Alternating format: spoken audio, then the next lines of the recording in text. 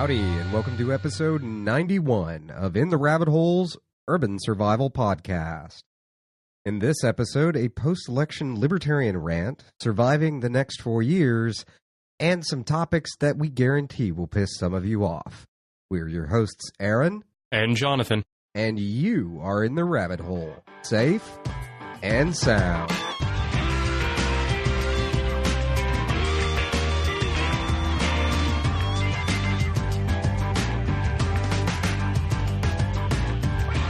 I have sinned. What'd you do? Again? Well, this time it was actually really quite horrible. Actually, it was right up there with, sleeping with somebody's dog and kicking their wife. Am I going to be able to forgive you? No, I don't think you are. I was in California last week during the elections. Oh my God. I know. And to be perfectly honest and to tell a little bit or share a little bit, really, a little bit of my insanity was when I first found out that I had to go to California last week. The first thing I did while I was on the phone with the kind of office assistant that plans everything in that business was to look up how long it would take me to walk back from California to Texas should the world go up in flames if Romney got elected. That's pretty insane, man. That's pretty insane. And I assume you mean that because of the riots that would have potentially ensued. Yes. Especially in California. Yeah, it was a pretty funny deal. It honestly, it did really trip me out, but it was to be there, and I really, I'm sure I know we've actually got a lot of listeners in California, but I've got to say that I really don't like California politics. And that was kind of one of the things that company was trying to convince me to move out to California. They have been for the past year. Well, they don't even have reciprocity with our carry laws, man. I mean. Oh, no, it's more bizarre than that, because I did actually look it up a little bit. And apparently there are some issues where you can get issued a carry license in one county. And even in the next county over, you don't have reciprocity. Wow. So you could just, out of pure ignorance, be carrying and be perfectly legal in your county and then drive through another county and be in breach of law. Interesting. I could be completely wrong, but that's what I read on the internet. Hey, and if it's on the internet, it must be true. It must be true. But this also did bring up an interesting experience that we can kind of talk about for a second, which is that it was funny because obviously most of the people that I work with are raging liberals. They're in California. I thought that went without saying. Yeah. But what was interesting, and I think we were talking about this a little bit before the show, the interesting mindset that I saw was not just that these were Democrats that were just really just fired up and just really worried about Romney winning. And not that I wasn't too. And obviously I was worried about both of them winning. It was interesting in that here in Texas, if we go out and we hang out with some friends or something, and we have some friends that are not libertarians, that really are like just real religious conservative Republicans. We forgive them. And we forgive them. We love them to death. And tolerate them. But even just outside of our friends, actually, just interacting with people on a daily basis that are in our social circles. And obviously your social circles can often end up being very much kind of a homogenous collection of people that all share the same beliefs. Yeah, but we go out of our way to kind of avoid that sometimes. We do. We try to find the weirdest collection of people we possibly can. And because it's entertaining and to enlighten our own viewpoints. And being in California really enlightened my viewpoint about something in particular, which is that both sides have a very severe tendency to be completely uninformed about their guy. Yeah, they suck. Both sides. We hate them both. We do. We hate them both. As a matter of fact, it's in our show notes to mention that we hate them both. Actually, I'm reading it right now. It doesn't just say to mention it. It says, in big bold letters, we hate them both. Just so we're absolutely clear on where we stand and that this is not a show about Republicans whining that their guy lost. We hate them both. But really what it showed me was that people hear these Twitter-style clips from other people, from the media, and from everything else, and they just run with it. Yeah, I mean, I had people telling me, and I want you to recount your story too, but I'm just going to throw this out real fast. I actually had someone tell me the reason they didn't vote for Romney is he seemed mean.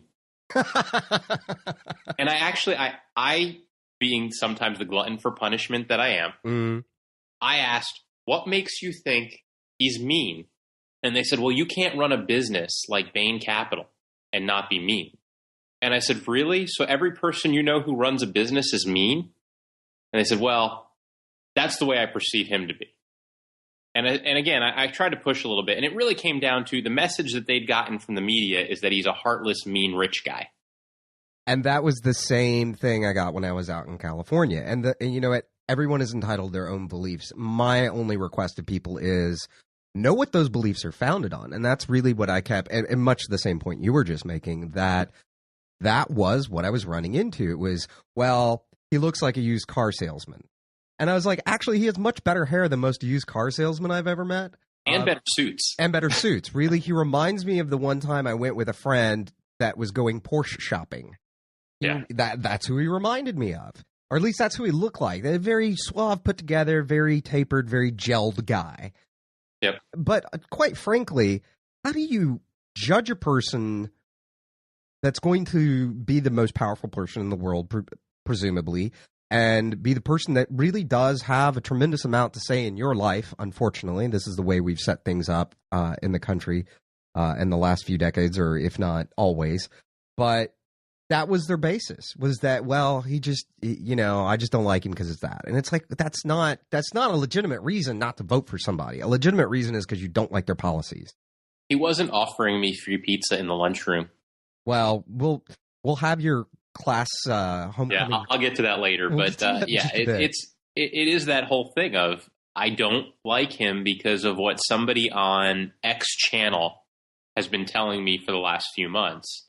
Or even worse, what some friend posted on Facebook, posted on Twitter, or something that was just a snippet of just nonsense. And to go even deeper, it was, I think that was a funny one, but another funny one that I heard was, what was it? It was, he only hangs out with rich people. That to me, like, I actually did laugh out loud. As opposed, by the way, to Bruce Springsteen. Well, yeah. Bruce Springsteen. Oh, let's see. What's another one? Gosh.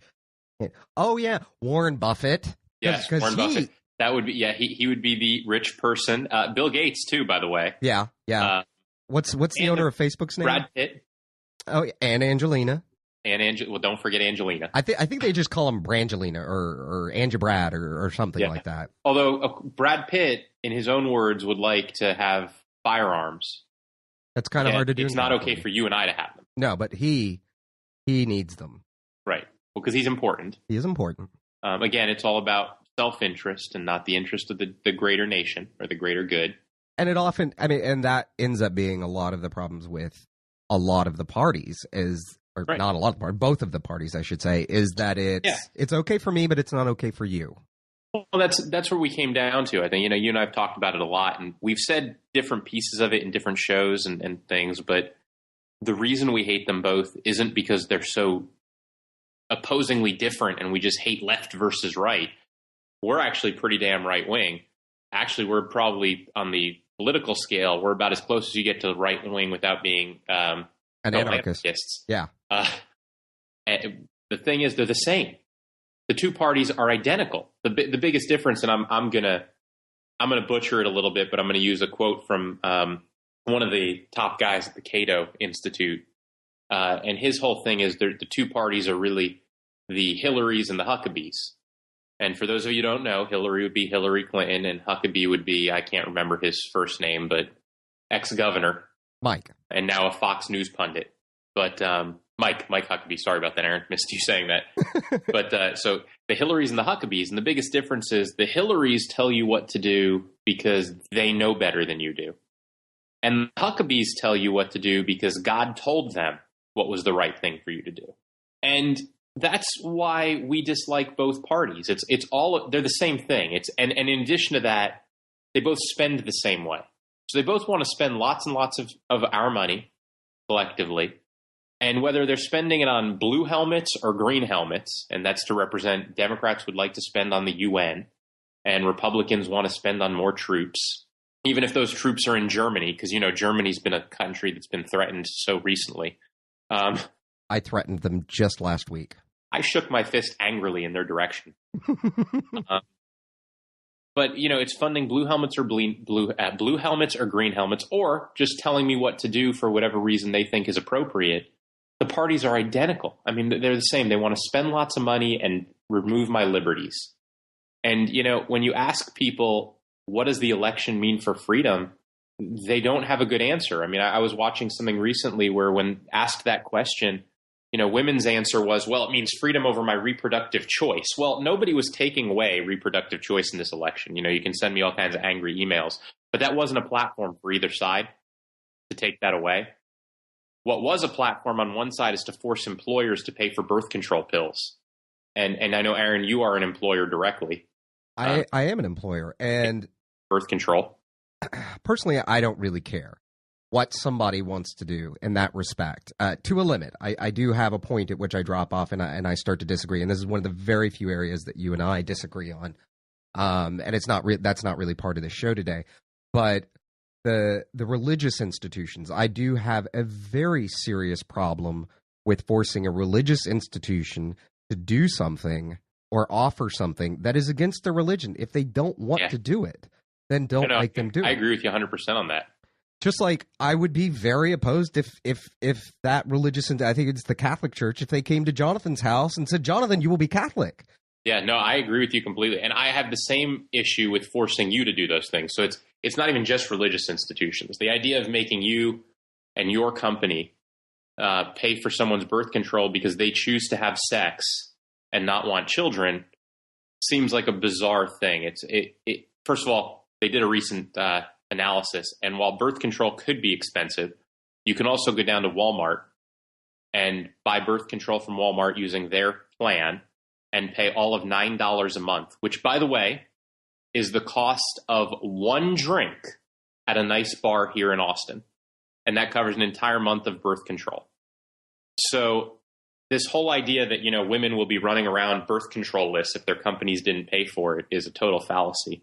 But again, it all goes back to these guys run for these offices, and then all the party is about is making you do something. And whether it's something you want to do or not, it's just ridiculous. It's all about taking away my freedom to choose, whatever that choice might be. Yeah, and even going back to birth control, I don't think this is not a real platform of the Republican Party anymore, I don't think, at least not the more mainstream part of the Republican Party, which is, I mean, if you go back a little ways, it could be who wants to give everybody birth control and who wants to force everybody to give everybody else birth control, and the other side that wants to not allow you to have that as an option at all. Exactly. It's totally nuts. Yeah. Now, thankfully, the Republican Party has kind of gotten away from that mentality. At least that was the mentality they had when we were kids. Now it's all about gay marriage, right? Yeah. Which also, and quite frankly, and I know this is going to piss people off, and to be honest, I really just don't care anymore. If this pisses you off, you're probably listening to the wrong show. But, I grew up in a predominantly gay neighborhood. I'm a straight guy.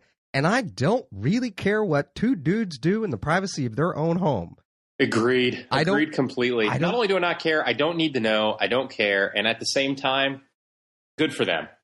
Hey, if that's where they find happiness, that's their business. And exactly. I've had some people that are very religious, and that's fine. That is their business to be very religious and to take into account that aspect of their religious philosophies. And not that it's not part of my root religion also, but it is part of my root religion. I look at it and go, I don't know if I agree with that.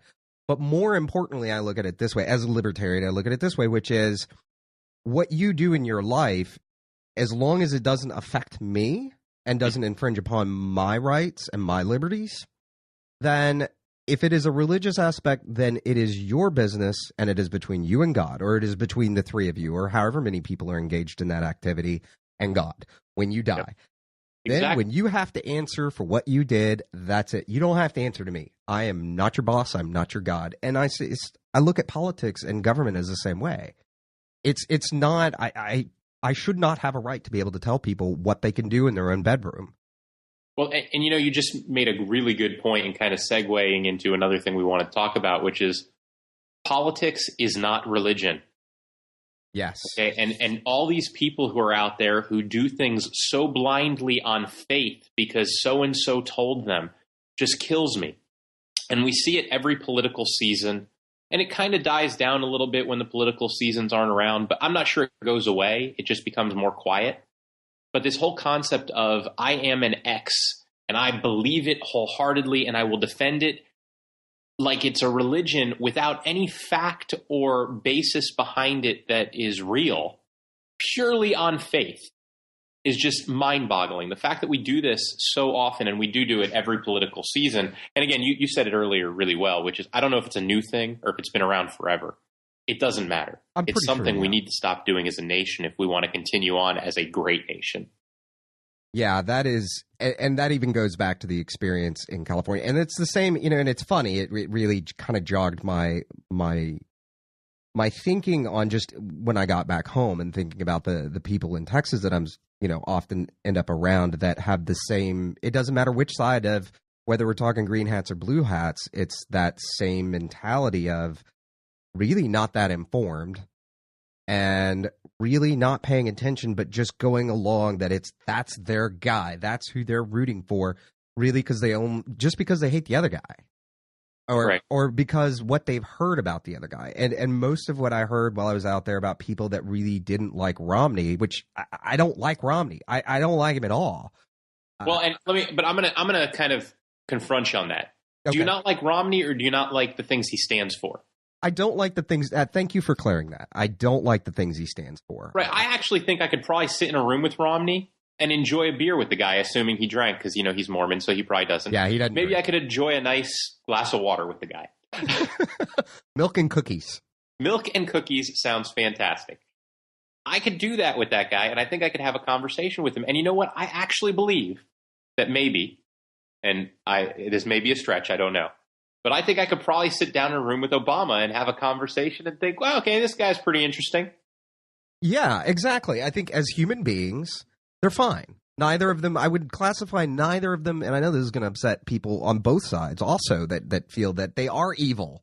Right. They're not evil. They're not evil.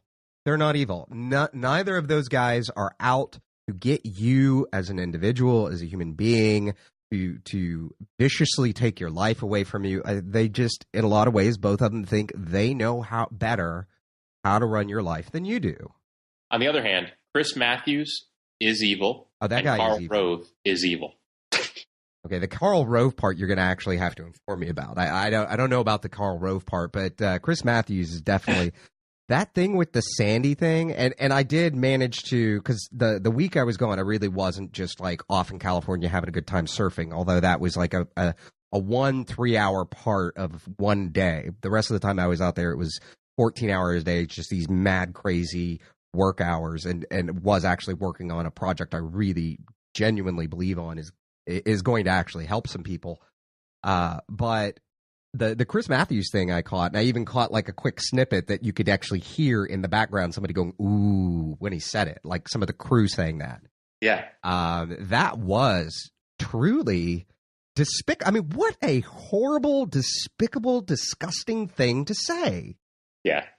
I mean, it's terrible enough when things like that go through our heads, but it's just... Yeah, but you don't say it. But you don't say it. And you really don't say it when you are presumably part of the news media who are meant to inform people, and to say that it was probably a good thing for the party and for the election that lots of people died. Yeah, exactly.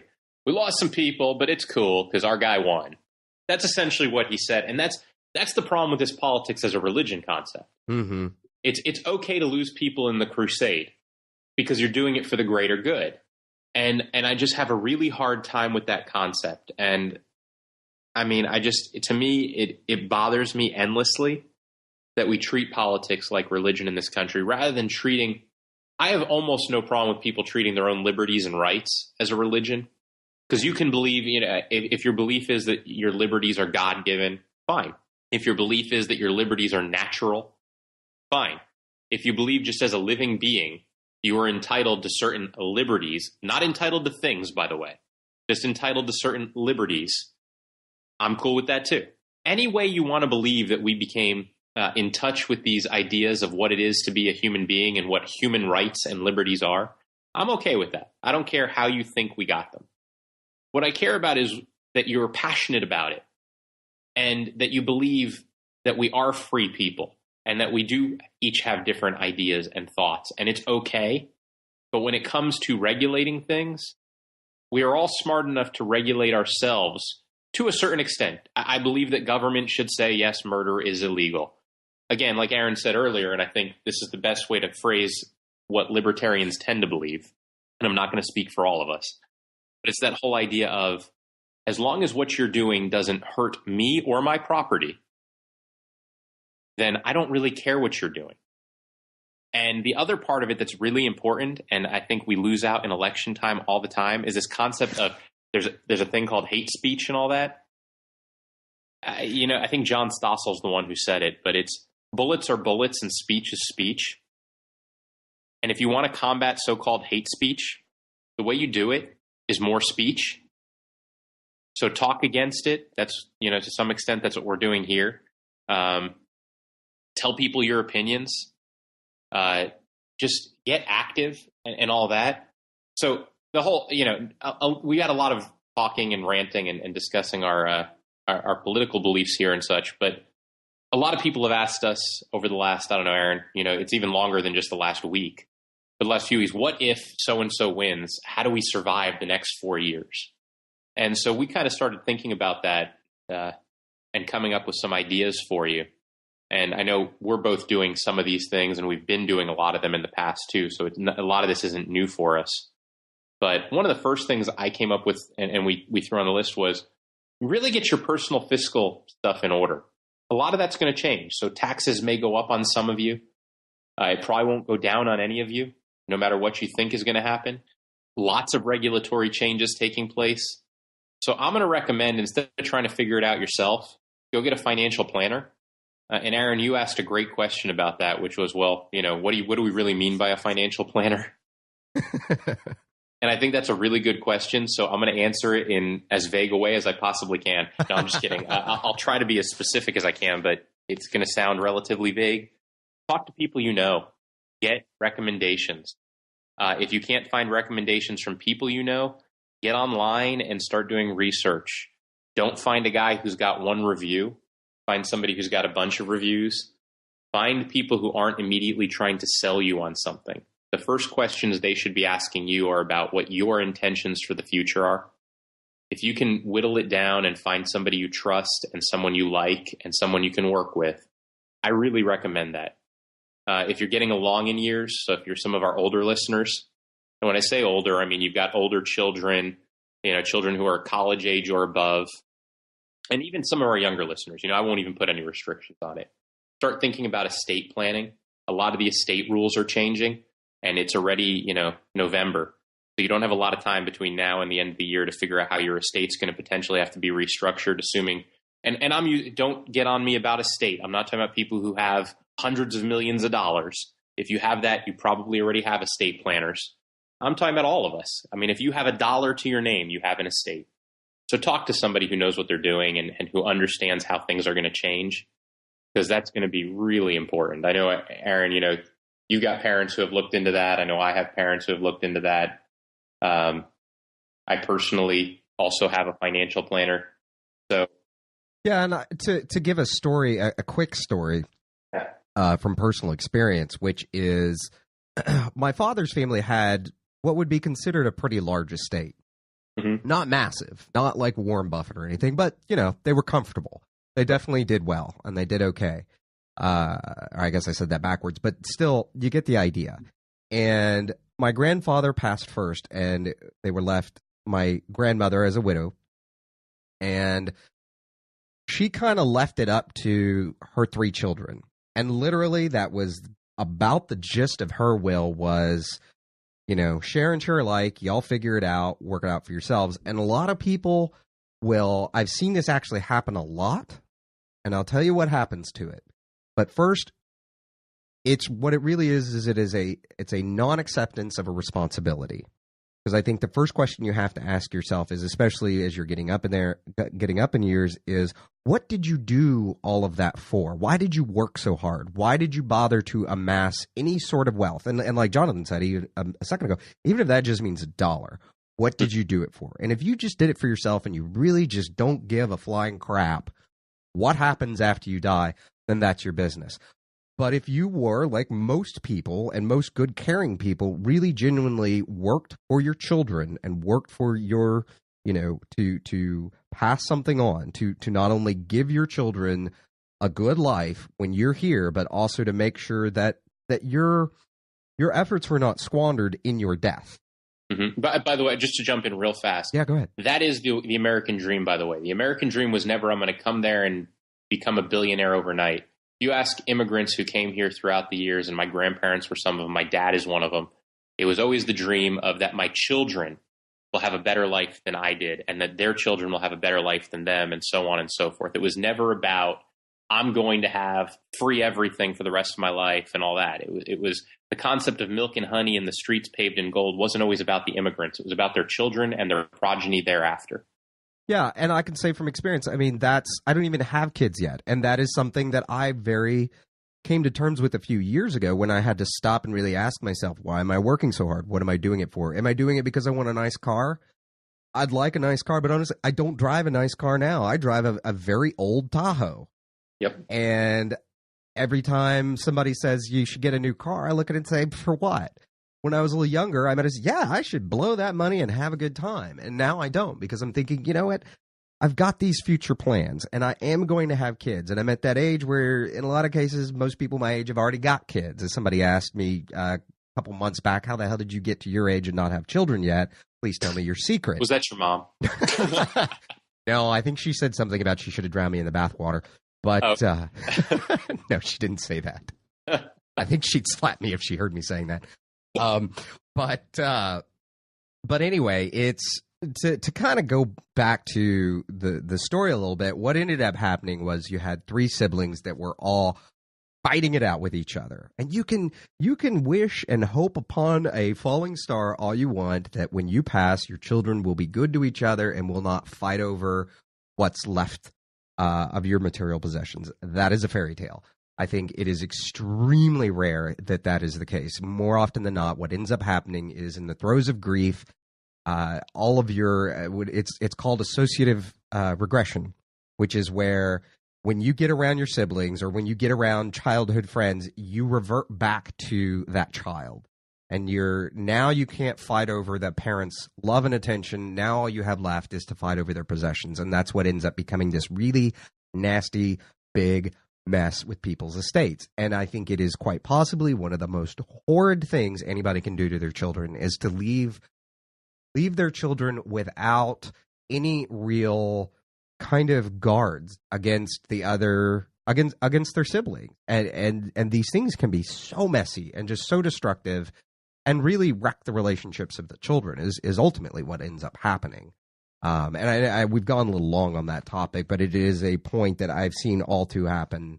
I've seen this happen all too often where the parents don't want to take responsibility and don't want to think that their children could be mean to each other. Right. I think, honestly, every family probably has some story relating to this, whether you've heard it recently or not.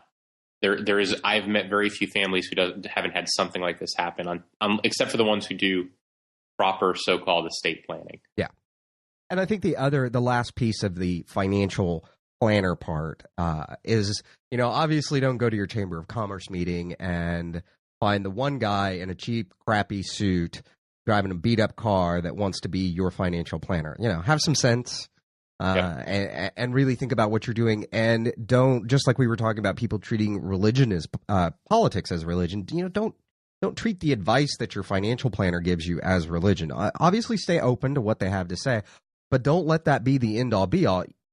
Take responsibility. Don't be lazy about it, and actually research and try to at least have a basic understanding of what it is they're doing, so that you don't get screwed in the process. So that they're not just selling you shares of Amway or selling you on stocks when maybe you don't even want to be in the stock market. Because I can tell you, I think you have some stock and stuff like that, Jonathan, don't you? I do. I don't. I actually don't, and it's more of a family. It's kind of weird. I think most people do play in the stock market to some level, but it is my family culture not to do that. Our kind of view of things is if I have $2 to invest in the stock market, I'd actually rather invest it in my own business or invest it in a new business rather than investing in someone else's business. But that's the mentality of my family, and that's the culture we're in. And I don't fault people in either direction if that's what they want to do. But the point is to stay aware. Don't just give over the keys to your castle and say, here, plant a garden. You wouldn't go to a doctor who says, hey, amputate your foot and not get a second opinion. That is a great example. I think that. And so I think anyone who's going to tell you what to do with a significant portion of your money, you should definitely go to more. It doesn't hurt to go to 2 and see what they tell you, or 3, and do interviews. I mean, treat these people like they're going to be working for you, because guess what? They are. They are now your employee. Right. So you've employed some people. Do interview them. Interview them at least as well as you would a maid who's going to come clean your house, or a service that's going to go do repair work. Maybe even better. I was joking with Aaron earlier. A lot of us will do a ton of research on what TV to buy next. You'll go to every internet website.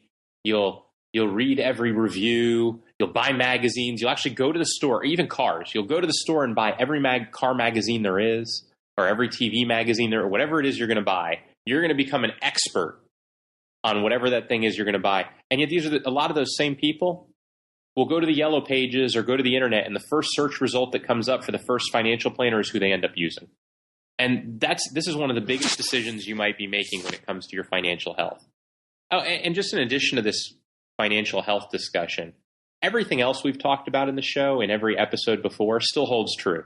We still believe in the concept of a stockpile, making sure you have resources at hand.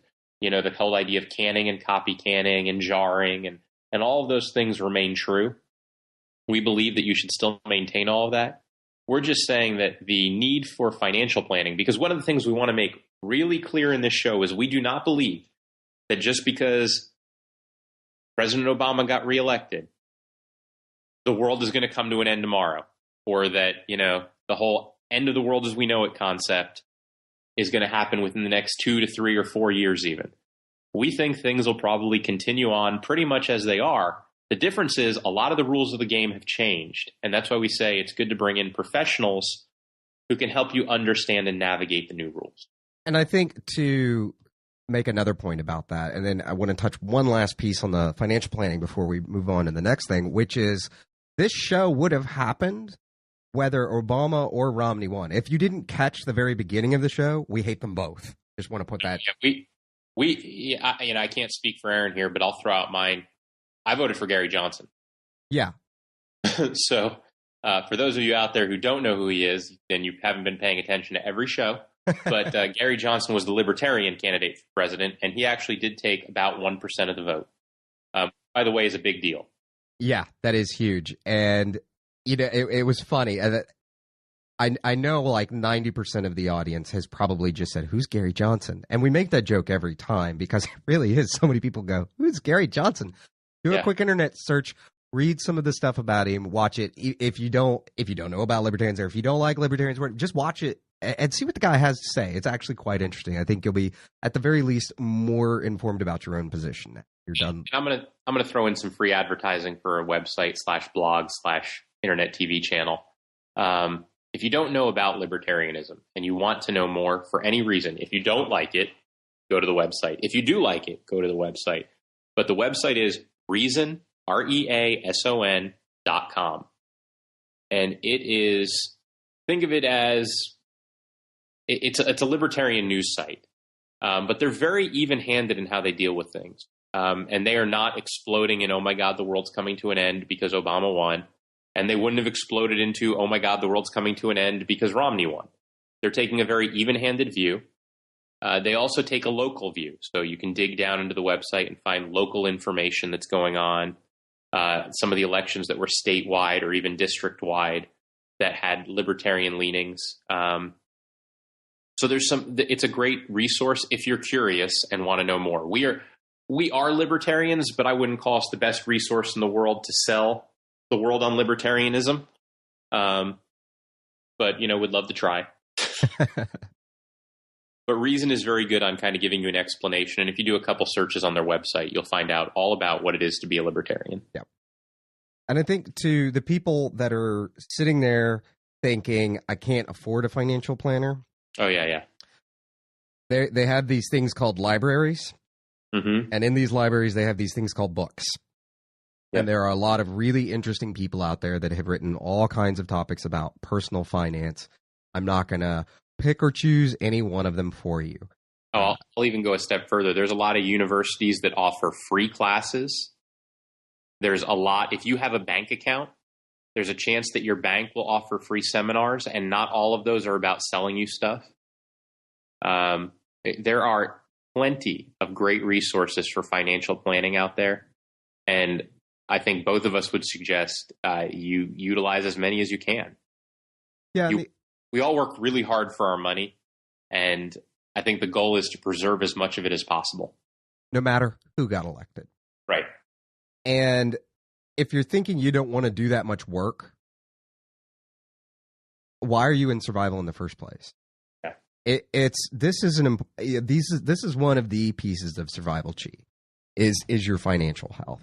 And like Jonathan was saying a second ago, none of us, I can't imagine that there's anybody that listens to this show that doesn't work their ass off for every dollar they get. Yep.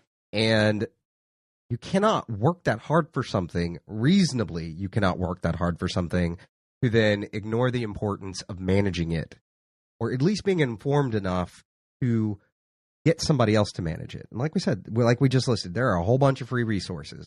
Internet, there are libraries, there's universities, there's banks, there's all kinds of places. Don't get it all from one place. Get it from as many places as you can.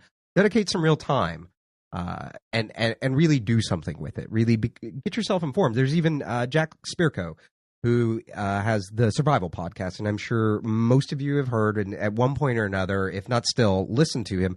He also has a whole website on the real truth about money that actually does explain economics and finances in really great way. And you should check that out. It'll be in the show notes today. And to kind of get off the financial part.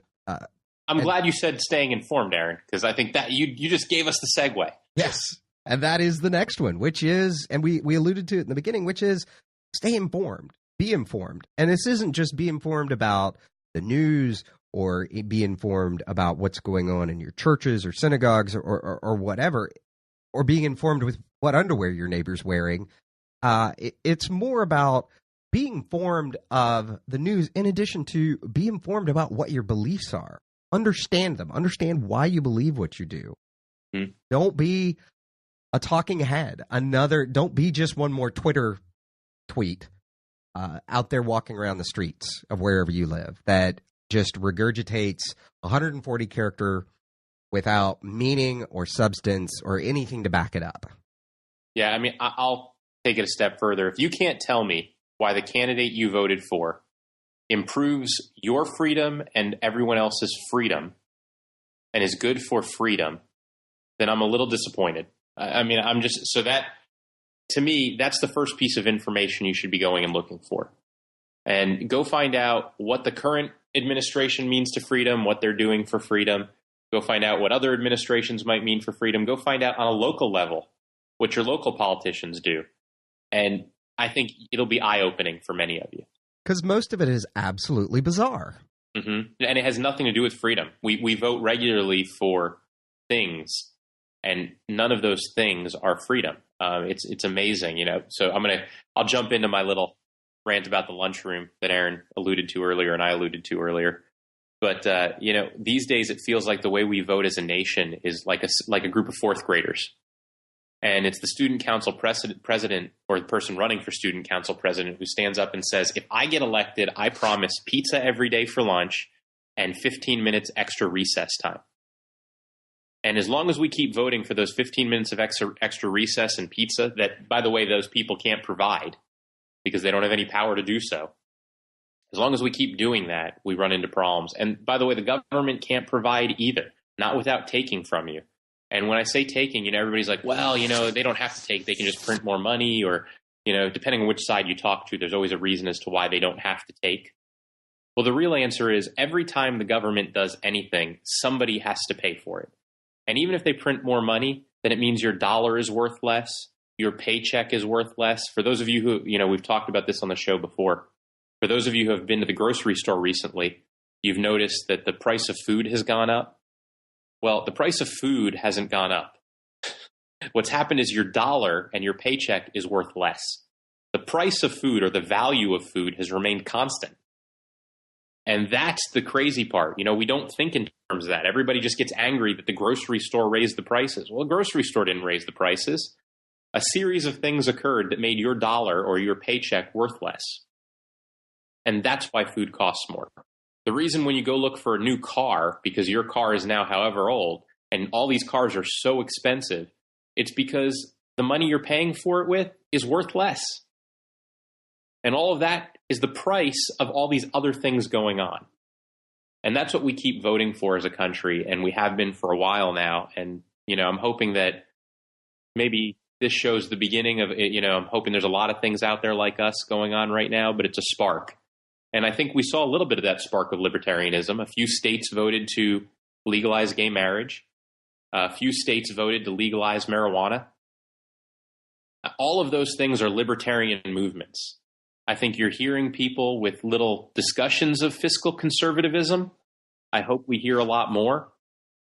California is not one of those places where we're hearing that, but in other places we are. No, they're busy worrying about whether or not their porn stars are wearing condoms.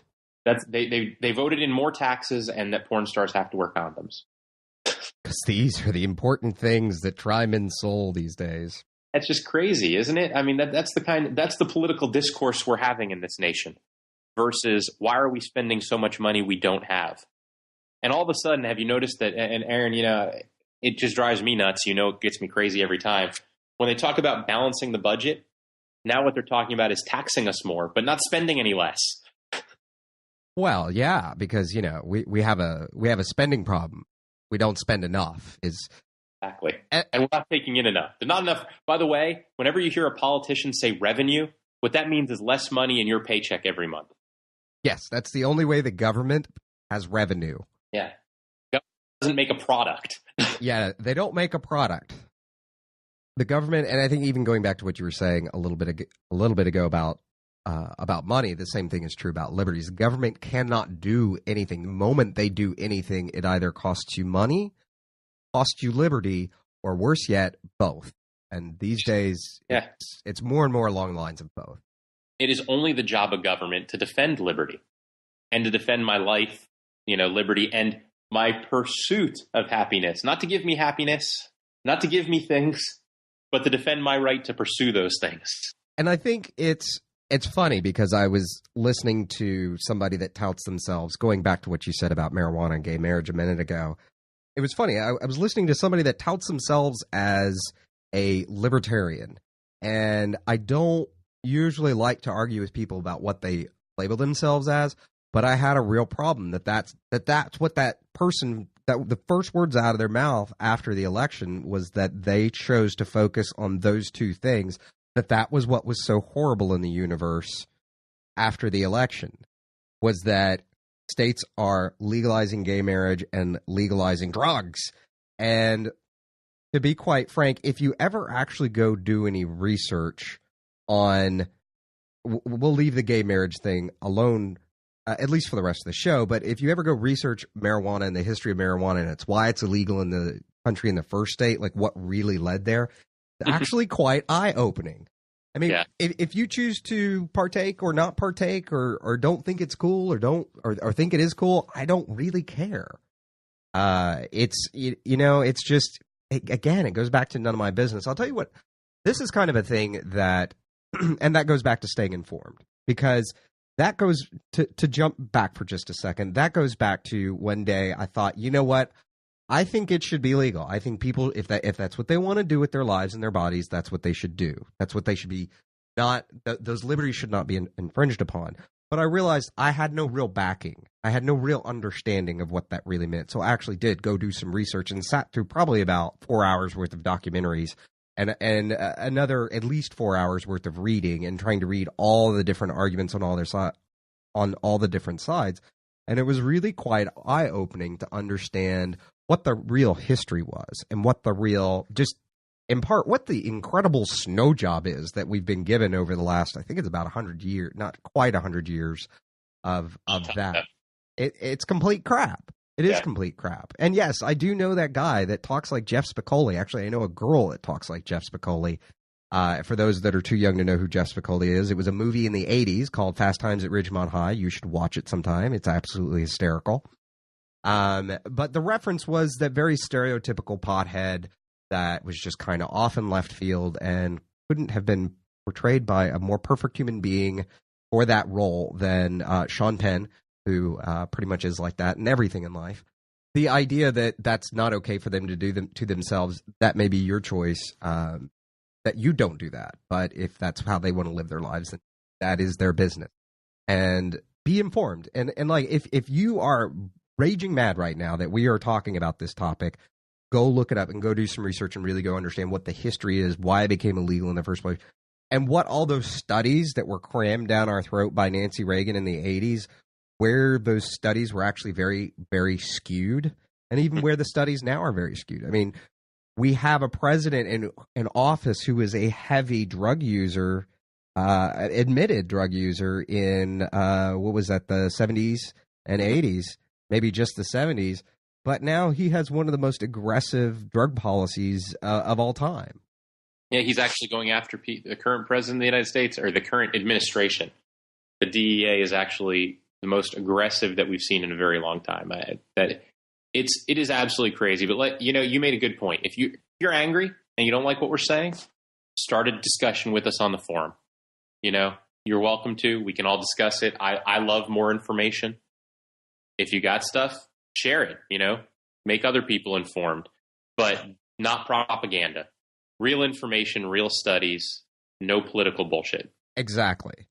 Moving on from just staying informed, I think the next step after staying informed, and there's a topic in here that really drove both you and I bananas, Jonathan, which is you can't just be angry at the TV, and you can't just shake your fist in the general direction of Washington and or the other state that drives you crazy as far as what they're doing. You can't just you actually have to be active. You don't get to just whine and complain about it. You have to do something.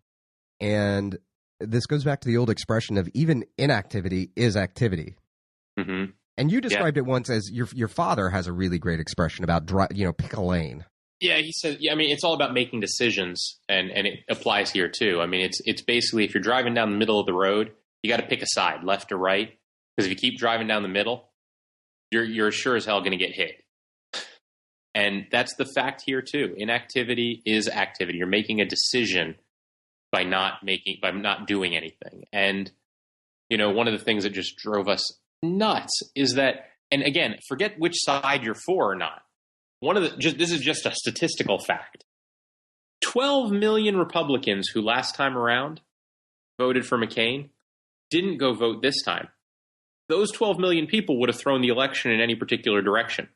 I mean, they did actually throw the election in a direction. The fact that they didn't vote actually went against the guy they would have voted for otherwise. It's our belief that there's probably at least as many people who would love to vote for Gary Johnson had they known who he was. What he believed in. And actually what he believed in, not just the fact that he existed or that he was a libertarian, which many people don't really understand, but truly went and looked it up and did the research themselves and understood what it is he was in favor of and what he was against. And I tend to look at it this way. If we really are willing to vote like adults, and by the way, that means, I saw these people walking around with I voted stickers.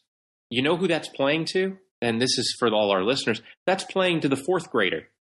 I don't need to advertise with a sticker that I voted. I voted because it's my civic responsibility and because I want this nation to be great. I didn't vote for a freaking sticker. But it's amazing how proud people are of their I voted stickers. It's like a bunch of fourth graders running around going, look, I voted. I voted for student council president. Pizza next week. Exactly.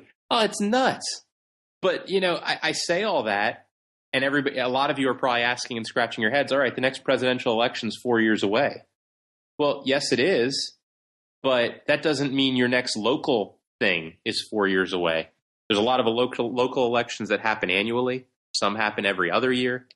A lot of things are starting now for next year. So start getting active. And for those of you who don't know, who haven't heard this term, but the big political term is that all politics is local, is a very true statement. It all starts out locally. It all starts out right in your backyard. Get active. Start becoming part of whatever political machine you believe in. And as we were talking about in the last bullet point of the show, be informed about why you're passionate. Right. Don't just be blindly passionate. Let how you were informed be what drives your passion. Don't let your passion be what drives how you become informed. And what you truly believe in.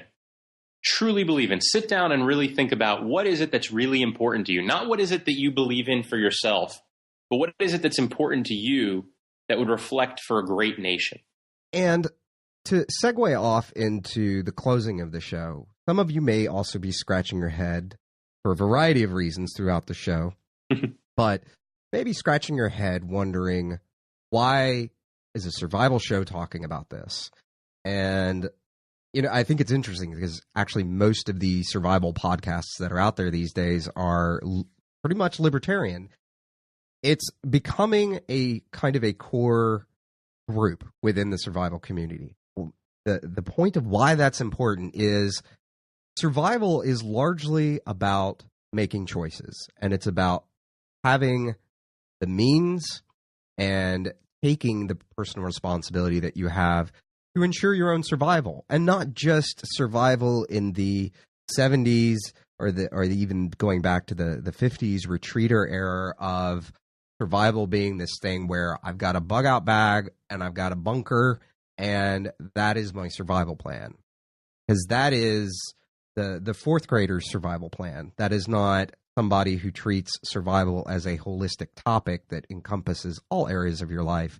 That is about really ensuring that not only will you survive in the sense that you will stay alive, but that you will survive for a life that is worth living. Yeah. One where your liberties are intact, you have you're unencumbered in pursuing what will make you happy, and hopefully in the process not hurt anyone else or damage anyone else's property. But this is a survival topic. This is a bigger survival topic than just canning or building the perfect bug out bag or building the perfect AR or AK-47 out there. Yeah, or even how to survive an EMP. Yes. This is what's here and now. And these are the basics, like we've talked about for so long in the show with Survival Chi and everything else, of really being informed, of really understanding what's going on around you, of seeing to your financial health, your physical health, your mental health, and your community. These are the survival topics. So hopefully that explains why a survival show is, well, why in part you're getting a rant today. One, because we were pretty wound up. But like I said a while ago, we were actually going to be wound up no matter who won. So if you're thinking this is a leaning one way or the other, you're mistaken. It's leaning down the libertarian road. But this is all survival. This is survival. Every day is survival. Every day that you get out of bed and have to go to work or have to take your kids to school or put on clothes, get out of bed, do anything. That is survival. And these are all the pieces that make survival happen and worthwhile in the first place. And it's our goal to get you riled up here. So we've sent, many of you have seen the stickers, and there's patches coming for the In the Rabbit Hole Roving Horde. And the reality of it is, we joke a lot about the roving horde and all of that, but this is every day. We want all of you out there doing what we're doing also, and being active and members and active members of your community and really influencing how things work. Because if you're not, then none of this really matters. And with that, we wrap up episode 91. Thank you for joining us.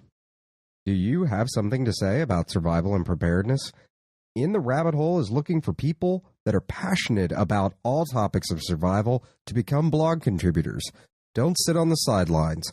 Share your knowledge with others today. Contact us through the feedback form on the site and let us know you'd be interested in becoming an In the Rabbit Hole contributor. In the Rabbit Hole isn't just a podcast and a blog. It's also a community. The best way to connect to that community is by joining me and the other rabbit holers on the In the Rabbit Hole forum at forum.intherabbithole.com. Remember, survival chi starts with community. So come join me at forum.intherabbithole.com and let's talk about all things preparedness. From the Lone Star State, till next time, stay safe and sound.